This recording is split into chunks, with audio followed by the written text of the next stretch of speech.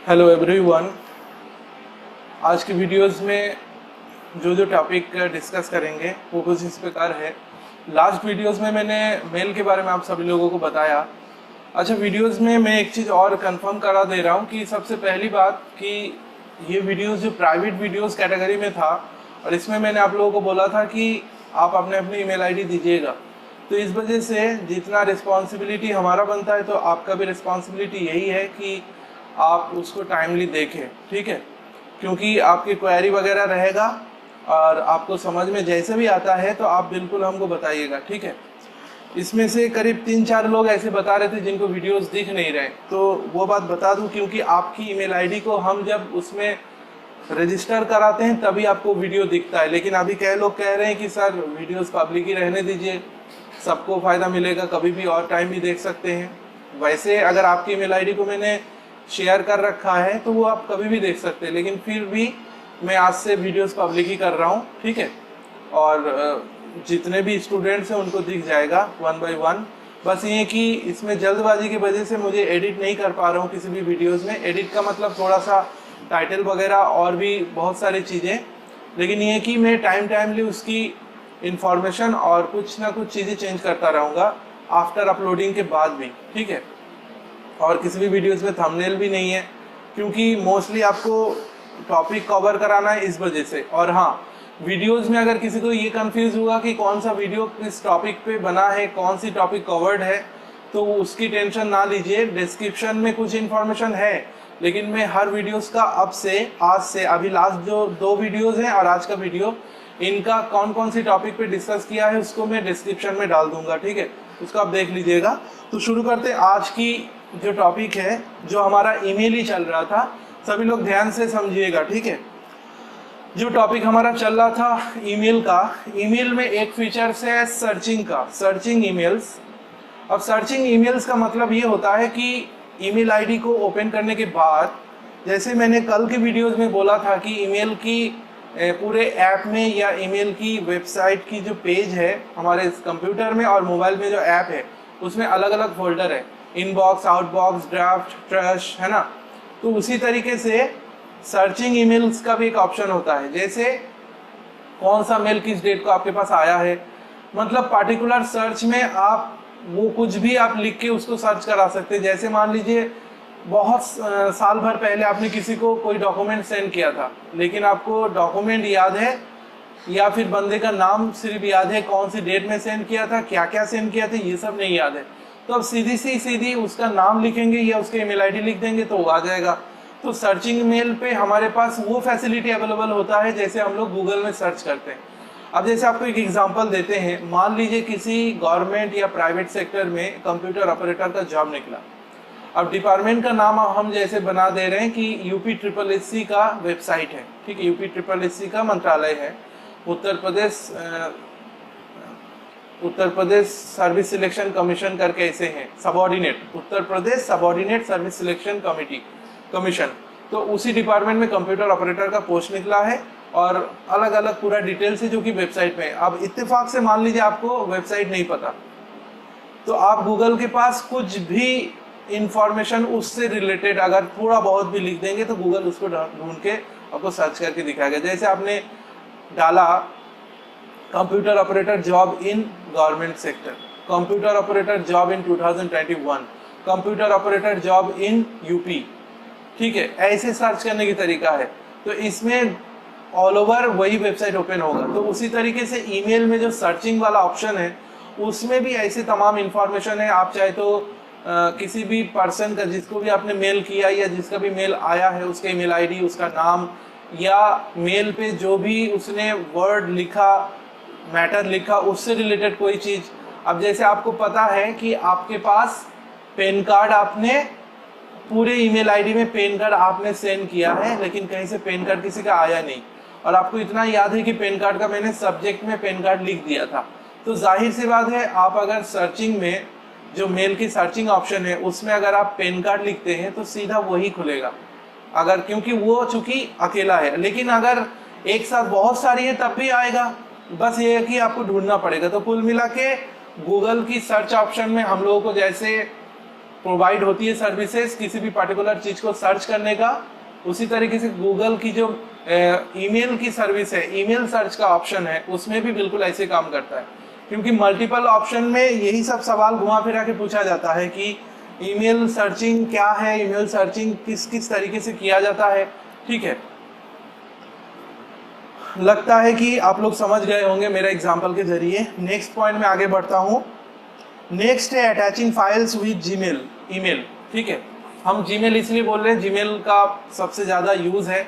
अब यहाँ पे बता दें, ईमेल का सर्विस प्रोवाइड कराने वाला कंपनी दुनिया भर में बहुत सारे हैं, लेकिन मोस्टली हमारे इंडिया में जो यूज़ हो रहा है, जैसे जीमेल है, याहू मेल है, रेडिफ मेल है, हॉटमेल है, तो उसी में जीमेल सबसे टॉप पे है। अब यहाँ पे मुझे बात ये करना है कि जीमेल पे अटैचिंग फाइल्स का क्या मतलब पोर्शन है, क्या उसकी तरीका है। जब भी हम लोग जीमेल पे जाके किसी भी पार्टिकुलर ईमेल प्रोवाइडिंग सर्विस के सॉफ्टवेयर पे या ऐप पे या वेब पेज पे जाके जब हम लोग कंपोज मेल करते हैं, तो कंपोज मेल में हमने लास्ट वीडियोस में आपको बताया कि टू, सीसी, बीसीसी, सब्जेक्ट और इंफॉर्मेशन, बाकी के एप्लीकेशन लिखने के लिए अलग अलग जगह होते हैं। उसी तरीके से जैसे सेंड का ऑप्शन होता है, उसी तरीके से अटैचमेंट का भी ऑप्शन होता है। ये अटैचमेंट बिल्कुल उसी तरीके से काम करता है जैसे आप अपने स्मार्टफोन में व्हाट्सएप ओपन करने के बाद पार्टिकुलर किसी भी कॉन्टैक्ट में जाके उसको मैसेज टाइप करके सेंड करते हैं, तो उसी के बगल में आपको ऑडियो और अटैचमेंट का भी ऑप्शन होता है। अटैचमेंट में आप क्लिक करते हैं तो आपको अलग अलग मीडिया को जोड़ने के लिए ऑप्शंस आ जाता है, गैलरी, फोटो, ऑडियो, कॉन्टैक्ट्स, ऐसे। तो उसी तरीके से अब चूंकि वो मोबाइल है, इस वजह से उसका जो डेटा या जो फाइल या जो मीडिया फाइल कैप्चर करना है, तो उसका एक लिमिटेड पोर्शन बना हुआ है। लेकिन ईमेल पे सिस्टम पे बैठ के जब आप अटैचमेंट में जाएंगे, पार्टिकुलर किसी भी टाइप का फाइल फॉर्मेट हो, वो उसको कैप्चर कर लेगा। ठीक है, ईमेल पे कभी भी ऐसा पोजीशन नहीं आता है कि फला फाइल फॉर्मेट शो नहीं कर रहा है लेकिन फिर भी अटैचमेंट हो जा रहा है। लेकिन मोबाइल के साथ ऐसा कभी नहीं। मोबाइल पे कभी भी आप कोई ऐसा वीडियो आपके पास आ जाए जो कि व्हाट्सएप उसको सपोर्ट ना कर रहा हो, तो उसको जब आप अटैचमेंट कराएंगे तो गैलरी से वो इंसर्ट नहीं होगा। ये कभी ट्राई कर लीजिएगा, क्योंकि व्हाट्सएप उसी चीज़ों को सपोर्ट करेगा एज ए अटैचमेंट जिसको वो सपोर्ट करता है। लेकिन ईमेल पे ऐसे होता रहता है, जैसे ईमेल पे मान लीजिए आपके कंप्यूटर में कोरल ड्रॉ की सॉफ्टवेयर नहीं है। Corel draw in the means जो डिजाइनिंग वाला सॉफ्टवेयर होता है, बहुत सारे एडिटिंग कंपोजिंग किया जाता है। अब कोरल ड्रॉ सॉफ्टवेयर है नहीं, लेकिन किसी बंदे ने आपको पेन ड्राइव के जरिए कोरल ड्रॉ का कोई एक फाइल दिया जो उसने क्रिएट किया, सेव किया हुआ फाइल है। अब उस फाइल को कह रहे हैं कि आप मेल करा दीजिए, तो चूंकि आपके कंप्यूटर में कोरल ड्रॉ है नहीं, इसीलिए वो फाइल एज ए शो नहीं कराएगा कोरल ड्रॉ है, वो अनसपोर्टेड फाइल दिखाएगा। लेकिन ईमेल पे जब आप अटैच करोगे आसानी से अटैच भी हो जाएगा। ठीक है, तो ये होता है अटैचमेंट का। अटैचमेंट में आप ऑडियो, वीडियो, कोई भी एनिमेशन चीज़ें, मतलब कुल मिला के कोई किसी भी टाइप का फाइल फॉर्मेट आप अटैच कर सकते हैं ईमेल पे। तो अटैचमेंट का अलग अलग कंडीशन है। एक चीज़ और बता दें जो कि बुक्स में है नहीं, ये प्रैक्टिकली करते करते आपको पता चलेगा। जब भी हम लोग नॉर्मली ईमेल करते हैं तो ईमेल में जो अटैचमेंट फाइल होता है उसकी लिमिटेड मेमोरी साइज होता है जो उसको सपोर्ट करता है। उससे ज़्यादा मेमोरी साइज का कोई डेटा या मीडिया फाइल होगा तो वो सीधा सीधा गूगल ड्राइव में चला जाएगा। तो लिमिटेड क्या है, 25 MB तक Google as a attachment normally accept करेगा। 25 MB तक, 25 MB से अगर ज़्यादा हुआ तो वो सीधा गूगल ड्राइव में सेव हो जाएगा। और गूगल ड्राइव में सेव होना और एज ए अटैचमेंट डायरेक्ट होना, दोनों में फ़र्क है। जैसे हमने यहाँ से कोई डॉक्यूमेंट आप में से किसी को सेंड किया, कोई भी इमेज या कोई भी छोटा मोटा फाइल, तो वो आप देख सकते हैं, वो आप शेयर कर सकते हैं और हर जगह ओपन भी होगा। मान लीजिए हमने कोई वीडियो सेंड किया जो कि करीब करीब 150 MB का है।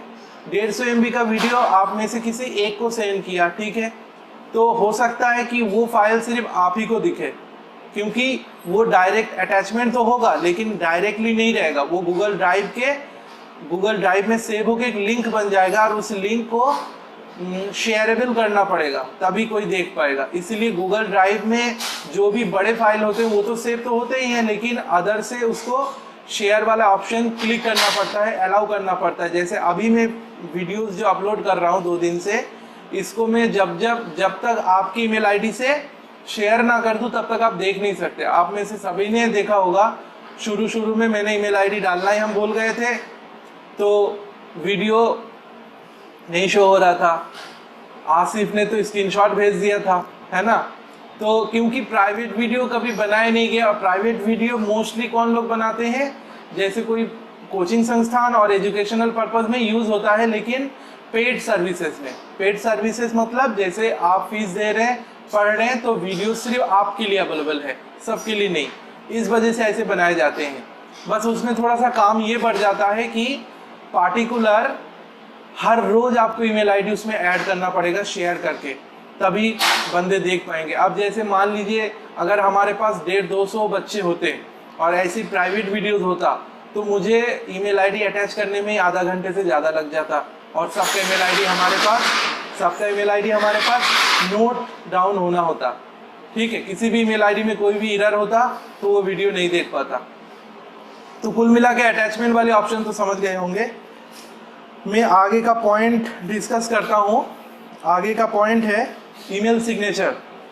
ईमेल सिग्नेचर के बारे में बता दें। सबसे पहले ईमेल सिग्नेचर का कंसेप्ट क्या है। ईमेल सिग्नेचर का मतलब होता है, ये स्पेशली ईमेल पे किसी भी बड़े ऑर्गेनाइजेशन, किसी भी संस्थान में यूज होती है, और पर्सनल यूज करने के लिए भी कर सकते हैं। ईमेल सिग्नेचर वैसा काम करता है जैसे जब भी आप मेल करो किसी को तो आपका जो पर्सनल डिटेल्स है एज ए आपका ऑप्शन, जैसे आपका पोस्ट या आपका प्रोफेशनल जो आपका लेवल है उसके बारे में। जैसे एग्जांपल के तौर पर किसी कंपनी में आपने डॉक्यूमेंट सबमिट किया, इंटरव्यू दिया, अब वहाँ के सुपरवाइजर ने आपसे कहा या एचआर ने कहा कि 10-12 दिन बाद आपके पास कंपनी से मेल आएगा, कंफर्मेशन मेल, जिससे पता चलेगा आपका क्या हुआ है, आप सिलेक्शन हुए कि नहीं, आपका जॉब क्या हुआ, जो भी। अब जैसे उस कंपनी से उस दिन बाद, जब करीब 10 दिन 12 दिन बाद, जो भी टाइम ड्यूरेशन उन्होंने बोला होगा, उसके बाद अगर मेल आता है तो उस मेल में आप देखिएगा, dear candidate we are happy to say, ऐसे करके पूरा ऑप्शन होगा कि आपको इस पोस्ट के लिए रखा जा रहा है, जो भी हो, मना करे हाँ करे कुछ भी, लेकिन नीचे देखिएगा रिगार्ड्स एंड थैंक्स, फिर कंपनी के जो बंदे ने आपको भेजा उस कैंडिडेट का नाम, फिर एचआर एग्जीक्यूटिव कंपनी का नाम। ये टाइटल जो होता है, ये टाइटल नीचे हमेशा होता है, और ये टाइटल वो चाहे तो टाइप करके भी सेंड कर सकते हैं, लेकिन चूंकि उनको बहुत सारे मेल करना होता है और ऑफिशियल मेल दिन भर में बहुत सारे आना जाना रहता है, सेंडिंग रिसीविंग होता है, तो वहाँ पे टाइटल बार बार लिखने के बजाय अब गूगल की सिग्नेचर वाले ऑप्शंस पे जाके उसको आप परमानेंटली सेट कर सकते हैं। तो जब भी आप कंपोज मेल करेंगे तो पहले ही वो पहले से सेट होगा। ये होता है ईमेल सिग्नेचर। ईमेल सिग्नेचर के जैसा एक दूसरा ऑप्शन भी है, चूंकि वो सिग्नेचर तो नहीं है लेकिन वो ऑटो रिप्लाई जैसा ऑप्शन है। जैसे गूगल आपका व्हाट्सएप बिजनेस है, व्हाट्सएप बिजनेस में आप अगर आप में से कोई भी अगर बिजनेसमैन है, कोई भी शॉप चलाता है, कुछ भी, अगर उसने अपने शॉप के नाम से व्हाट्सएप बिजनेस बनाया हुआ है तो उसमें देखिएगा ऑटो रिप्लाई के ऑप्शन में एक ऑप्शन ऐसा होता है जो कि हर नए यूज़र के लिए, अब जैसे आपका हार्डवेयर का शॉप है, अब जैसे हमारे स्टूडेंट में से जो शाहरुख है उनका हार्डवेयर का है, तो आप ही का एग्जांपल ले लेते हैं। तो शाहरुख जैसे हार्डवेयर की शॉप के नाम से व्हाट्सएप बिजनेस खोला, तो चूंकि इनके पास हार्डवेयर का सामान है तो अलग अलग कस्टमर्स आते रहेंगे, अलग अलग कस्टमर्स कॉन्टैक्ट्स लेके मैसेज भी कर सकते हैं, कभी अननोन लोग किसी के रेफरेंस से भी मैसेज कर सकते हैं। तो आपके व्हाट्सएप बिजनेस में एक ऑटो रिप्लाई ऑप्शन ऐसा होगा कि कोई भी अननोन यूजर जब भी फर्स्ट टाइम आपको मैसेज करे, अब जैसे किसी ने फर्स्ट टाइम मैसेज किया, हेलो डियर ब्रदर, क्या आपके यहाँ समरसिबल की सामान सारे अवेलेबल है, ये मैसेज उसने टाइप किया। अब व्हाट्सएप में ये बाद में रिप्लाई देंगे कि हाँ भाई इतने का है, अवेलेबल है, वो प्राइस पूछेगा, लेकिन चूंकि उन्होंने फर्स्ट टाइम आपको मैसेज किया तो तुरंत ऑटो रिप्लाई में ये ऑप्शन आएगा। आप लोगों में से सबने देखा भी होगा, thank you for this message, we get back to you soon. तो ये एक मैसेज है जो कि पहले से सेट है, और कंडीशन क्या है कि जब इस टाइप के, मतलब एकदम अननोन कस्टमर फर्स्ट टाइम कोई मैसेज करता है तो उसको ये मैसेज दिया जाए। और ये कंडीशन थोड़ा सा और बदला भी जा सकता है, जैसे कोई भी यूजर एक लिमिटेड टाइम के बाद अगर आपको मैसेज करता है, चाहे वो आपके कॉन्टैक्ट में सेव हो तब भी, तभी वो मैसेज आपको ऑटो रिप्लाई ऑप्शन में आ जाएगा। ठीक है, तो ऐसे ऑटो रिप्लाई आप अलग अलग लगा सकते हो। तो ऑटो रिप्लाई में जैसे ये ऑप्शन है उसी तरीके से ईमेल का जो सिग्नेचर ऑप्शन है उसमें भी ये चीज़ सेट है। लेकिन ईमेल सिग्नेचर का जो ऑप्शन है वो एकदम सेट ऐसा है कि जब जब आप कंपोज करेंगे, भले वो मेल आपके ड्राफ्ट हो जाए, भले वो मेल आपका किसी भी पर्सनल में जाए, प्रोफेशनल में जाए, वर्किंग पर्पस में जाए, कुछ भी, सिग्नेचर वो हाँ हमेशा रहेगा। सिग्नेचर में आप लोगो, नाम, पिक्चर, लिंक कुछ भी शेयर कर सकते हैं अपने अपने डिज़ाइन के हिसाब से। ठीक है, तो ईमेल सिग्नेचर के बारे में जो भी मैंने बताया आशा करते हैं आपको समझ में आ गया है। नेक्स्ट पॉइंट डिस्कस करते हैं social networking and e commerce. Social networking and e commerce. तो सोशल नेटवर्किंग और ई कॉमर्स, सोशल नेटवर्किंग और ई कॉमर्स ही बहुत इंपॉर्टेंट और अच्छा पॉइंट है, जहाँ पे आप लोगों के लिए सबसे जानना ये ज़रूरी है कि इसकी डेफिनेशन ये है क्या। अब आप में से कुछ लोगों को मैंने लास्ट टाइम बताया भी था, ठीक है, लेकिन वीडियोस में अभी फिर से डिटेल में बता दे रहा हूँ। किसी भी टाइप की कंफ्यूजिंग में मत रहिएगा, बिल्कुल क्लीन एंड क्लियर तरीके से बता दे रहे हैं। सोशल नेटवर्किंग और ई कॉमर्स। सबसे पहले ई कॉमर्स बताते हैं। ई कॉमर्स का मतलब है ई बिजनेस से रिलेटेड, मतलब ऐसा कोई भी वर्क जो टोटली ऑनलाइन हो, टोटली इंटरनेट के जरिए किया जा रहा हो, चाहे कोई भी आपका क्लाइंट, आपका कस्टमर या आपका कैंडिडेट दूर बैठे हो या पास बैठे हो, कहीं भी हो, उसको आप टोटली ऑनलाइन हैंडल कर रहे हैं। अब जैसे एग्जांपल के तौर पर जितने भी शॉपिंग पोर्टल है, शॉपिंग चैनल है, अमेज़न है, स्नैपडील है, जबंग है, ऐसे कितने नाम है अनगिनत, स्नैपडील है, तो इनका आप ध्यान दे के देखिएगा, इनका ऐप है, इनका वेबसाइट है। कोई ऐसा शॉप नहीं है, कोई ऐसा शोरूम नहीं है जहाँ पे आप गए कि ये स्नैपडील का शोरूम है, यहाँ पे हम खरीद लें। तो उनका ऑल अबाउट इंटरनेट से रिलेटेड है। आपको 24 घंटे में कभी भी टाइम हो, आप रात को 3 बजे ऑर्डर करिए, रात को 2 बजे ऑर्डर करिए, तो ऑल ओवर ऑनलाइन है। ऑर्डर भी, मतलब पेमेंट भी, और आपका हर चीज़, कैश ऑन डिलीवरी का भी ऑप्शन है कि जब आएगा सामान देगा और पैसा लेगा। तो कुल मिला के शॉपिंग पोर्टल का आप समझ गए।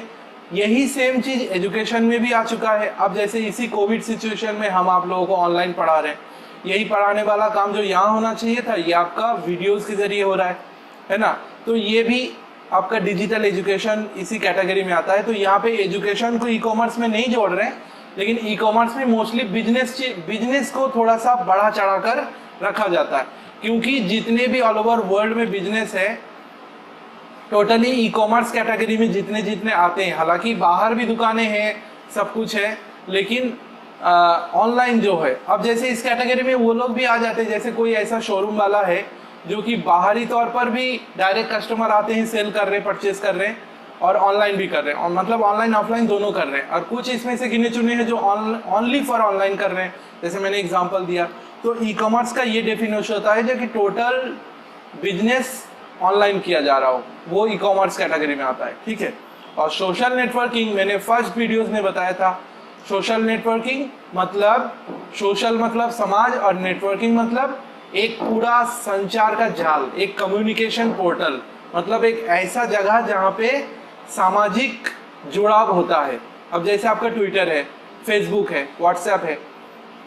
ट्विटर को इसलिए बोला जा रहा है, ट्विटर आप देखिए एक तो ऑनलाइन है, और दूसरा ट्विटर में जितने दुनिया भर के लोग जुड़े हुए हैं वो अपने कोई भी बातचीत हो, कोई भी आपका स्लोगन हो, कोई भी अनाउंसमेंट हो, ट्विटर में कर देते, सब लोगों को दिख जाता है।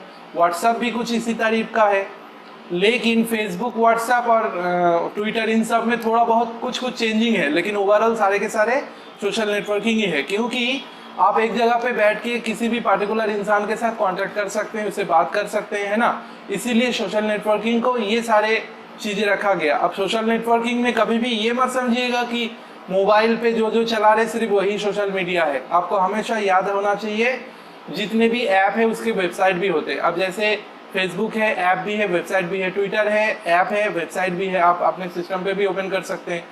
इंस्टा है, ऐप भी है, सिस्टम पे भी ओपन कर सकते हैं। व्हाट्सएप को भी आप सिस्टम पे ऑन कर सकते हैं, व्हाट्सएप वेब के जरिए, लेकिन कुछ लोग उसको बहुत हैकिंग टेक्निक कहते हैं। एक्चुअली हैकिंग टेक्निक नहीं, यूज़र के फ़ायदे के लिए उसको बनाया गया। हैकिंग तो तब होगा जब आपको कुछ भी नहीं पता चलेगा, लेकिन फिर भी आपका हर चीज़ कोई दूसरा तीसरा देख रहा हो, वो हैकिंग होता है। किसी की फ़ोन चुपके से लेके उसको व्हाट्सएप वेब में ओपन कर लेना, ये एक्चुअली हैकिंग नहीं है। ये एक्चुअली जानबूझकर चोरी करना या जानबूझकर किसी की प्राइवेसी में दखल देना है ना। क्योंकि हैकिंग टेक्निक बाद में पता चलता है, नुकसान के बाद, पहले नहीं पता चलता है। व्हाट्सएप वेब भी बाद में पता चलता है, लेकिन ये एक मामूली सा तरीका है। कोई भी फ्रेंड का फ़ोन आप कुछ देर के लिए लीजिए, अगर आप खुला हुआ है उसको आप स्कैन करके ओपन करा लीजिए, तो वो हैकिंग में आता नहीं। इतना ही आसान अगर हैकिंग होता तो फिर व्हाट्सएप वेब आप जानते ही है, एक एक बंदे का व्हाट्सएप कहाँ कहाँ खुला होता, और वो जब जब ऑनलाइन होता वो दिखता। क्योंकि व्हाट्सएप वेब व्हाट्सएप की तरफ से दिए गए एक फीचर्स है, कोई हैकिंग टेक्निक नहीं है। हैकिंग होता तो हैकिंग मतलब ही इल्लीगल, जैसे किसी शॉप पे जाके ईमानदारी से सामान खरीदना और एक किसी शॉप पे जाके चोरी करना, ठीक है। दोनों में टाइम का फ़र्क है, दोनों में हर चीज़ का फ़र्क है। तो कुल मिला के सोशल नेटवर्किंग और ई कॉमर्स के बारे में बेसिक आप डेफिनेशन समझ गए होंगे। तो आगे की बताते हैं। आगे सोशल मीडिया से रिलेटेड कुछ एग्जांपल है जो मैंने नॉर्मली ऐसे बताया, फिर से इसमें बता दे रहा हूँ और विथ एग्जाम्पल के जरिए। फेसबुक का बता दिया है, और बाकी जो और अलग अलग है उसमें से 2-3 हम और एक्स्ट्रा बता दे रहे। बाकी सब आपको पता होगा, आपके फ़ोन में पढ़े भी होंगे। इंस्टा पढ़ा होगा, ट्विटर पढ़ा होगा, फेसबुक पढ़ा होगा। और अभी कोविड सिचुएशन में बहुत सारे स्टूडेंट को कुछ ऐप के बारे में पता ही नहीं था, वो ऐप पता चल गया होगा। गूगल क्लासमेट, जूम ऐप है ना, स्काइपी करके है। ये सारे ऐप कभी ना कभी, क्योंकि स्पेशली मोबाइल हो या कंप्यूटर हो, जब भी हम लोगों को कोई नीड होता है तभी हम लोगों को उसके बारे में पता चलता है। तो यहाँ पे आपको कोई ना कोई बहाने पता तो चला। इसी तरीके से कुछ और ऑप्शन है, जैसे लिंक्ड इन करके एक वेबसाइट है, ऐप भी है, जहाँ पे प्रोफेशनल लोगों की जमावड़ा है। अब जैसे यहाँ पे प्रोफेशनल वर्ड में इसलिए यूज़ कर रहा हूँ क्योंकि लिंक्ड इन को ओपन करने के बाद लिंक्ड इन का जो लिंक है ये हर बड़े बड़े ऑर्गेनाइजेशन और बड़े बड़े ऑफिस के साथ लिंक्ड है। आप कभी भी इन फ्यूचर इंडिया में कोई प्राइवेट जॉब या foreign countries, Dubai, Saudi, USA, UK, Singapore, इन सब जगहों में अगर आप जॉब सर्च कर रहे हैं, आपके पास उतने क्वालिफिकेशन आ जाता है, तो ज़रूर देखिएगा जब उन जॉब पोर्टल में, मतलब जहाँ पे फॉरेन कंट्रीज़ की जॉब की वैकेंसी आती है, वहाँ पे जब आप जॉब की अप्लाई करेंगे तो आप देखिएगा सीवी का जो ऑप्शन है, जहाँ पे सीवी अपलोड किया जाता है, उस ऑप्शन में आप देखिएगा सीवी डायरेक्ट अपलोड करने का भी ऑप्शन है, या फिर लिंक्डइन अकाउंट को लिंक कराने के लिए कहा जा रहा है। मतलब उसमें ऑप्शन है, अगर आपके पास लिंक्डइन का अकाउंट है तो आप सीधा सीधा सीवी अपलोड करने की ज़रूरत नहीं, आप सीधा उस ईमेल आईडी को लॉगिन करा लीजिए। तो जाहिर सी बात है, एक सीवी बनाते टाइम हम जो भी चीज़ें मेंशन करते हैं वो सारे चीज़ें आप लिंक्डइन में बना सकते हैं। और लिंक्डइन में जब भी आप अपना प्रोफाइल क्रिएट करेंगे तो आपके प्रोफेशन या आपके क्वालिफिकेशन के हिसाब से और लोगों की लिस्ट आपके सामने आ जाएगा, जिससे आप कांटेक्ट कर सकते हैं, जिससे आप जुड़ सकते हैं। जैसे एग्जांपल के तौर पर एक गांव का लड़का हाई स्कूल इंटर पास करने के बाद जेई मेन का एंट्रेंस एग्जाम अच्छे से पास करके कोई बढ़िया सा इंजीनियरिंग कॉलेज में एडमिशन किया, तो जाहिर सी बात है उसकी जो फ्रेंड सर्किल होंगे सारे इंजीनियर वाले ही होंगे, क्योंकि वो इंजीनियर बनने गया है और उसी माहौल में रह रहा है। उसी तरीके से लिंक्डइन में आप जब जाएंगे, अगर आपका जुड़ाव शुरू से टीचिंग प्रोफेशनल से है, मतलब आपने इंटर किया, बीए ग्रेजुएशन किया, बीएड किया और आपको टीचिंग अच्छा लगता है, क्योंकि वहाँ पे आप अपना हॉबी एम भी लिखेंगे, है ना। तो उसी हिसाब से जो टीचिंग प्रोफेशन के जो लोग होते हैं, जो इस टाइप की सोचते हैं, उनके सजेशन लिंक्डइन की तरफ से आपके पास आएगा, आप उनसे जुड़ सकते हैं। आपका कोई भी काम, कोई भी सजेशन, हेल्प तक की ले सकते हैं। कभी कभी तो ऐसा देखा गया लिंक्डइन में सेम प्रोफेशन में किसी के साथ आपका दोस्ती हो गया, उसने कोई रेफरेंस दिया और आप वहाँ पे इंटरव्यू करके आप वहाँ पे ज्वाइन कर गए। ऐसा चीज़ कई बार हुआ है, ठीक है। इसीलिए लिंक्डइन बहुत इंपॉर्टेंट एक ऐप है, एक वेबसाइट है। और दूसरा है पिंटरेस्ट। पिंटरेस्ट में शायद 2-2.5 साल से यूज़ कर रहा हूँ, मोबाइल ऐप है और कंप्यूटर में उसकी वेबसाइट भी है। पिंटरेस्ट एक ऐसा वेबसाइट है जो दुनिया भर का पिक्चर्स आपको प्रोवाइड कराता है किसी भी पर्टिकुलर टॉपिक पे। और ऐसा रेयर पिक्चर्स जो कहीं भी नहीं मिलेगा। यहाँ तक कि वही पिक्चर गूगल पे सर्च करेंगे तो गूगल वहीं से लाके आपको दिखाएगा। ठीक है, हालांकि पिक्चर के लिए बहुत सारे और भी ऐप हैं, फ्लिकर है, और भी अलग अलग है, लेकिन पिंटरेस्ट बहुत आसान और बहुत अच्छी कैटेगरी का माना जाता है। इसमें आपको शॉर्ट वीडियोस, किसी भी पार्टिकुलर टॉपिक का और किसी भी पार्टिकुलर चीज़ का पिक्चर्स मिल जाता है, चाहे आपका डिपार्टमेंट कुछ भी हो। और स्पेशली मेरे हिसाब से सबसे बेस्ट पिक्चर मिलता है क्राफ्ट्स का, इंटीरियर्स का, फूड्स के और डिज़ाइन के। इतने ज़बरदस्त मिलेंगे तो आप हैरान हो जाएंगे कि ये सब कहाँ है। तो बिल्कुल जैसे फेसबुक है, दुनिया भर के लोग उसमें जुड़ते हैं। फेसबुक में आपको पूरे ऑल ओवर वर्ल्ड के लोग मिलेंगे, आप सर्च करेंगे तो मिलेगा, लिंक्डइन में भी। तो वैसे ही दुनिया भर के लोग पिंटरेस्ट से जुड़े हुए हैं और कई सारे ऐसे प्रोफेशनल हैं जो कंटिन्यू अपलोड करते रहते हैं पिक्चर। ठीक है, तो इसीलिए पिक्चर आपको 1 by 1 मिल जाता है। जैसे आपका YouTube है, YouTube में अगर आप यूट्यूबर है तो आप अपना कोई भी एक टॉपिक ले लेंगे और उसी का वीडियोस आप बनाएंगे, तो YouTube की पूरी मंडी में आप भी एक हैं यूट्यूबर। उसी तरह पिंटरेस्ट एक पिक्चर्स का है। पिंटरेस्ट में आप आईडी क्रिएट करिए और एज ए यूज़र आप भी कोई पिक्चर आप क्लिक करके डाल सकते हैं। जैसे फोटोग्राफी का आपको शौक है, नेचुरल पिक्स आप लेते रहते हैं, बढ़िया एडिट करिए, पिंटरेस्ट में डालिए, पिंटरेस्ट से और लोग जुड़ेंगे, वो आपसे कांटेक्ट होंगे। हाँ, लेकिन हर चीज़ में सोर्स ऑफ इनकम क्या होगा ये कोई पक्की बात नहीं है। जैसे यूट्यूबर बहुत लोग हैं, लेकिन सब लोग कमा रहे या नहीं कमा रहे ये बात नहीं पता, क्योंकि कमाने की बात बाद में आती है, पहले जुड़ने का बात होता है। ठीक है, अब जैसे कोविड सिचुएशन में बहुत सारे टीचर हैं यूट्यूब में, वो कभी नहीं आए थे, लेकिन यूट्यूब का इस्तेमाल इसलिए कर रहे हैं क्योंकि उनको अपने स्टूडेंट्स का फिक्र है, पढ़ाना है, किसी भी तरीके से कोर्स को आगे बढ़ाना है, तो यूट्यूब वहाँ पे उनको हेल्प करा रहा है। हो गया, यही यूट्यूब किसी के लिए एंटरटेनमेंट का जरिया है, यही यूट्यूब किसी के लिए पढ़ाई का जरिया है, यही यूट्यूब किसी के लिए टाइम पास का जरिया है। तो इसलिए यूट्यूब में आपको सब मिलेगा, जैसे मतलब और सोशल मीडिया पे मिलता है। तो इसीलिए कोई खराब कौन बुरा इस चक्कर में ना पड़ के जिसको जो काम करना है वो काम उससे हासिल करे, है ना। तो यहाँ पे मैंने एग्जांपल्स ऑफ सोशल नेटवर्क के बारे में बता दिया। अब आगे बढ़ते हैं, आगे पॉइंट जो डिस्कस करना है।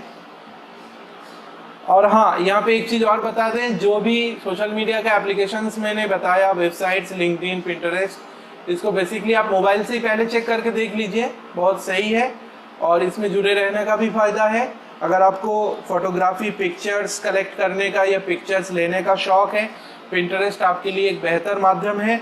और लिंक्डइन तो सबको जुड़ना चाहिए, चाहे बिजनेसमैन हो या चाहे यहाँ तक कि मान लीजिए आपका मोरंग बालू का बिजनेस है या कोई भी पार्टिकुलर बिजनेसमैन है आप, तो आप लिंक्डइन में उसको शेयर करके उस टाइप के लोगों से भी जुड़ सकते हैं। कोई ना कोई ज़रूर होगा आपके आपके आपके जैसे। तो इससे बहुत सारी चीज़ें पता चलता है। नेक्स्ट आते हैं पॉइंट। ये पॉइंट भी आप में से कई लोगों के पास डिस्कशन में हुआ था, लेकिन फिर से बता दे रहे हैं, थोड़ा सा रिवीजन भी हो जाएगा। इंस्टेंट मैसेजिंग, इंस्टेंट मैसेजिंग के बारे में पूरा डिटेल में बता दे रहे हैं। इंस्टेंट मैसेजिंग को कैसे समझेंगे, सबसे पहले मैं वो एग्जांपल दे रहा हूँ, इंस्टेंट मनी ट्रांसफ़र। ये वर्ड जो है मनी ट्रांसफ़र तक तो समझ में आता है, इंस्टेंट वर्ड क्यों यूज़ होता है। इंस्टेंट का वर्ड यूज़ इसलिए होता है कि आप जितनी कम समय में चाहे आप अपना मनी ट्रांसफ़र कर सकते हैं, और किसी भी बैंक में और इंडिया में कहीं भी। ठीक है, अभी फॉरेन में भी होता है, लेकिन फॉरेन में मैं अभी नहीं जा रहा हूँ, मैं अभी इंडिया के अंदर ही बता रहा हूँ। तो इंस्टेंट मनी ट्रांसफ़र का जो डेफिनेशन है और इसका जो फ़ायदा है, इसमें ये चीज़ बोला गया है कि तुरंत जहाँ मर्जी वहाँ पे आप पैसा ट्रांसफ़र कर सकते हैं। तो इस चीज़ को आप इंस्टेंट मैसेजिंग से जोड़ के देखते हैं। इंस्टेंट मैसेजिंग का क्या काम है कि यूज़र आपका कहीं भी हो, उसके साथ आप तुरंत कांटेक्ट कर सकते हैं। बस शर्त, कंडीशन अप्लाई फॉर कि वो ऑनलाइन अवेलेबल हो। अब जैसे आज के टाइम इंटरनेट हम सभी की ज़रूरत बन गए हैं, कोई ना कोई काम के लिए ज़रूरत पड़ ही जाता है, क्योंकि एक टाइम था इंटरनेट सिर्फ एंटरटेनमेंट का ज़रिया था, लेकिन आज के टाइम इंटरनेट आपका एंटरटेनमेंट तो है ही है, लेकिन काम का भी एक जरिया बन गया। जैसे बिल पेमेंट करना है, बहुत सारे ऐसे काम है जो हम घर से बाहर निकल के करते थे, वो सारे हमें घर बैठे हो जा रहा है, तो उसके लिए इंटरनेट ज़रूरी है ही है। तो मोस्ट यूज़र क्या करते हैं, ऑनलाइन रहते हैं। अब ऑनलाइन यूज़र से कभी भी कांटेक्ट किया जा सकता है, उसके लिए हमारे पास व्हाट्सएप है, फेसबुक मैसेंजर है, बहुत सारे सोशल मीडिया है। तो वहाँ पे मैसेज को मतलब कंटिन्यू तुरंत सेट करने के लिए इंस्टेंट का सहारा लिया गया, इसलिए कि आपको कॉल करने की ज़रूरत नहीं। ये जो चैटिंग जो वर्ड आया है, चैटिंग इसी से आया है, क्योंकि तुरंत के तुरंत रिप्लाई, तुरंत के तुरंत बातचीत। अब आप देख लो, बहुत सारी जगहों में कस्टमर के साथ जो डीलिंग होती है वो कॉल पे होती है, लेकिन व्हाट्सएप पे भी होती है बहुत। अब जैसे कोई बहुत बड़े एजेंसी है, शोरूम है, उनकी क्लाइंट है, अभी जैसे मैं व्हाट्सएप बिजनेस का एग्जांपल दे रहा था, कोई अनजान कस्टमर है, आपको हेलो बोला, hello this is Inamul from Lucknow, मुझे बहुत सारे हार्डवेयर चीज़ें बनाना है, मैं घर बना रहा हूँ, मुझे प्लम्बरिंग का पूरे सामान चाहिए, तो आप उसके प्राइस और फोटो हो तो बता दीजिए।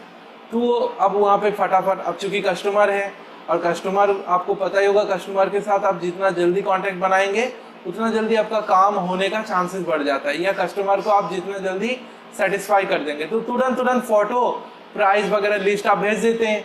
यहाँ तक कि लोगों को अवेयर करने के लिए भी इंस्टेंट मैसेजिंग का सहारा लिया जाता है। जैसे आप पेमेंट पाने वाले हैं, फीस पाने वाले हैं, नोटिफिकेशन दे सकते हैं आप, ठीक है। तो कुल मिला के इंस्टेंट मैसेजिंग का पूरा यूज़ तुरंत के तुरंत, ठीक है। मतलब यहाँ आपने मैसेज किया, तुरंत अगले को दिख गया और अगले ने रिप्लाई किया। ये वो तरीका जो नॉर्मल तरीका है। बाकी किसी को मैसेज करना और देर से रिप्लाई करना, मैसेज देख के भी ना बोलना, वो सारे इंसानी फितरत है, सब अपने अपने हिसाब से करते हैं। क्योंकि इस बात पे तो इस पे कोई बात किया ही नहीं जा सकता है, क्योंकि वो सबका तब वो फिर पर्सनल वो चीज़ हो जाता है। हम बात कर रहे हैं प्रोफेशनली जो नॉर्मल तरीका है, किसी को मैसेज किया, वो तुरंत रिप्लाई किया, इंस्टेंट मैसेजिंग हो गया, मतलब तुरंत तुरंत रिप्लाई। बाकी रिप्लाई नहीं कर रहा है, फ़ोन भी कभी कभी कोई उठाता नहीं है। अब जैसे बहुत सारे साइकोलॉजिकल जो एडवाइज़र होते हैं, वो क्या बोलते हैं कि किसी भी पार्टिकुलर पर्सन को आप 2 बार कॉल करें, 2 बार के बाद अगर वो नहीं उठा रहा है, मतलब 2 बार के बाद आप नहीं करना है आपको कॉल, क्योंकि 2 बार से ज़्यादा करना मतलब ये फिर उद्दंड होने का एग्जाम्पल है, किसी को ज़्यादा नहीं करना चाहिए। अब 2 बार कॉल किया, अगले को अगर दिख जाएगा या अगला बिजी है, फ्री होगा तो ज़रूर कॉल बैक करेगा। उसी तरीके से मैसेज में भी है। तो साइकोलॉजिकल पार्ट बहुत सारे हैं, सबका अपना अपना। लेकिन यहाँ पे जो सीधी बात है, इंस्टेंट मैसेजिंग में हम लोग यही करते हैं कि पार्टिकुलर इंसान कहीं भी हो, चाहे यूएसए में हो, दुबई में हो, इंडिया में हो, चौक में हो, दुबग्गे में हो, या हमारे बाहर खड़े हो, तो उसको आप जहाँ मैसेज करेंगे तुरंत वो रिप्लाई कर सकता है। मतलब ये फैसिलिटी बनाया गया, अब करना ना करना वो अलग बात है। तो इंस्टेंट मैसेजिंग का आशा करते हैं आप लोग समझ गए होंगे, और इसके जितने भी पॉइंट डिस्कस किए, ये सारे मल्टीपल क्वेश्चन में तरह तरह का तरीके से पूछा जाता है। तो इस वजह से इसको अच्छे से समझ लीजिए, और समझना इसलिए भी आसान पड़ जाएगा क्योंकि इसमें से काफ़ी चीज़ आप लोग यूज़ करते हैं। मोस्टली लोगों के फ़ोन में व्हाट्सएप, फेसबुक मैसेंजर, इंस्टा तो होता ही है, ठीक है। अब बताते हैं ब्लॉग बता के मैं आज का वीडियो लेक्चर ख़त्म करूंगा, उसके बाद बाकी पॉइंट कल डिस्कस करूंगा। ब्लॉग के बारे में बता दें। सबसे पहली बात, ब्लॉग बताने से पहले मैं दूसरा एग्जांपल बताता हूँ। बहुत लोगों को डायरी खरीदने का शौक है, डायरी, अलग अलग डिज़ाइन के डायरी, या न्यू ईयर पे डायरी खरीदना, और डायरी पे वो अपने रेगुलर चीज़ें लिखने का शौक है। लिखने और पढ़ने का शौक बहुत अच्छी बात है, क्योंकि लिखते रहना और रीडिंग करते रहने से हमारा दिमाग बहुत सारे फालतू चीज़ों में बिजी नहीं होता। जैसे कभी कभी बोला जाता है आप अपने आप को बिजी रखो, मतलब आपके मेन काम के अलावा बाकी टाइम आप कुछ ना कुछ वैसा काम करो जिससे दिमाग में कोई असर भी ना पड़े और एक आदत बना रहे। अब जैसे मान लीजिए कोई ग्रेजुएशन है, ग्रेजुएशन करने के बाद वो किसी ऐसा फील्ड में गया जहाँ पे टेक्निकली तो बहुत सारे काम करते हैं, लेकिन कॉपी किताब लेके लिखने का काम ज़्यादा आता नहीं है, मतलब मोस्टली काम व्हाट्सएप पे हो रहा है, आपका कंप्यूटर में हो रहा है। तो कभी कभी देखा गया रेयर केस में कि राइटिंग की लुक बदल जाना या बहुत देर तक दूर रहने से, जैसे एग्जांपल के तौर पर कोई भी पर्टिकुलर चीज़ करो तो उसको कंटिन्यू आदत में बना के रखो तो वो चीज़ सही रहता है, और जहाँ आप उससे थोड़ा दूर हुए आपका थोड़ा सा मामला इधर उधर हो जाता है। तो नॉर्मली अब पढ़ने की बात अगर है तो पढ़ने के लिए कुछ भी पढ़ा जा सकता है। आप स्टोरी बुक पढ़ सकते हैं, आप मैगजीन वगैरह खरीद के पढ़ सकते हैं, अगर आप धार्मिक बुक्स पढ़ सकते हैं, कुरान पढ़ सकते हैं, हदीस पढ़ सकते हैं, बड़े बड़े स्टोरी पढ़ सकते हैं। आजकल तो ई बुक्स का ज़माना है, बहुत सारे ऐप आ चुके हैं जहाँ पे आपको कोई बुक लेने की ज़रूरत नहीं, उस ऐप में आपको दुनिया भर का स्टोरी है, उपन्यास है, बहुत सारे आपको पता होगा जितने बड़े बड़े इंडिया के राइटर थे, पोइट्स थे, उनके बड़े बड़े बुक्स आते हैं, तो ये सारे पढ़ा जा सकता है। दूसरा, आप लिखने में क्या होता है कि आप अपने दिनचर्या लिख सकते हैं, ठीक है। तो ये सारे चीज़ दिनचर्या में कोई भी इम्पोर्टेंट थिंग्स, या बहुत लोग लिखने की आदत इतना बन जाता है कि वो धीरे धीरे कविताएं भी लिख पाते हैं। जैसे आपको बता दें, हमारे इंडिया के फिल्म इंडस्ट्री में जो भी फिल्म बनते हैं और उसके जो सॉन्ग बनते हैं, सॉन्ग के एक बंदे होते हैं जो राइटर होते हैं। एक राइटर तो होता है जो पूरे फिल्म का कहानी लिखता है, एक होता है फिल्म में जो गाने होते हैं गाने लिखते हैं। तो गाने भी एक्चुअल में कविता जैसा ही होता है। पूरा लिखने के बाद म्यूजिक डायरेक्टर उसमें म्यूजिक सेट करता है कि हाँ इस चीज़ को ऐसे गाया जाए तो अच्छा लगेगा। वो तो एक बहुत सारे रिसर्च का पार्ट है। तो लिखने की जो आदत है, लिखते लिखते आप में बहुत सारे चेंजेस आ जाता है, बहुत सारी चीज़ें दिमाग में खुलने लगता है, आदमी सोचने की जो आदत बना रहता है, सोचने का। अब ये बात रहा डायरी का, इसी डायरी की चीज़ को आप डिजिटली एक प्लेटफॉर्म बना लो। उस प्लेटफॉर्म का नाम है ब्लॉग। ब्लॉग को प्रोवाइड करने वाला कंपनी गूगल है, ठीक है। गूगल का ब्लॉग एक अलग पार्ट है, just like Google Chrome, Google images, Google map, Gmail, Google search, ठीक है। उसी तरीके से गूगल ब्लॉग। तो ब्लॉग में नॉर्मली आप अपने जो नॉर्मल ईमेल आईडी है उसी से उसको लिंक करा के ओपन कर लीजिए, और उसको ओपन कराने के बाद आप अपने लेख लिख सकते हैं। अब इसका एग्जांपल मैं ऐसे समझा रहा हूँ जैसे आप में कोई टैलेंट है, क्वालिटी है। एग्जांपल के तौर पर आप नए नए चीज़ों की रिव्यू दे सकते हैं, ठीक है, जिसको हम लोग बोलते हैं यूट्यूब की लैंग्वेज में क्या बोलते हैं बताइए ज़रा, लेकिन हमको नहीं सुनाई देगा, आप लोग बोलेंगे अभी। तो यूट्यूब में आपने देखा होगा मोबाइल के रिव्यू कर रहा है, कंप्यूटर के रिव्यू कर रहा है, मतलब कोई नया प्रोडक्ट लॉन्च हुआ है उसके बारे में बता रहा है। तो कभी ना कभी कोई भी बंदे को उसकी एक जानकारी ऐसे चाहिए होता है। जैसे आप सोच रहे हो कि कोई नया मोबाइल लेना है या मुझे 20,000 की बजट में एक लैपटॉप लेना है, तो 20,000 के बजट में लैपटॉप कौन सा होगा, कैसा होगा, किस टाइप का होगा, क्या सही रहेगा, क्या गलत रहेगा, तमाम इसके बारे में बता देने से कोई ना किसी को फ़ायदा हो जाता है। तो यहाँ पे क्या हुआ कि आपने इस फला चीज़ के लिए वीडियो बनाया, ये वीडियो आपने जब डाला इससे लोग फ़ायदा उठा रहे हैं, ठीक है। बाकी भले उसका मोनेटाइज होता है यूट्यूब आपसे इनकम को, वो तो एक अलग पार्ट है, लेकिन यहाँ पे लोगों को फ़ायदा हो रहा है ना। तो ब्लॉग में क्या है कि ब्लॉग चाहे पर्सनल बनाइए, प्रोफेशनल बनाइए, लोगों की मदद करने के लिए बनाइए।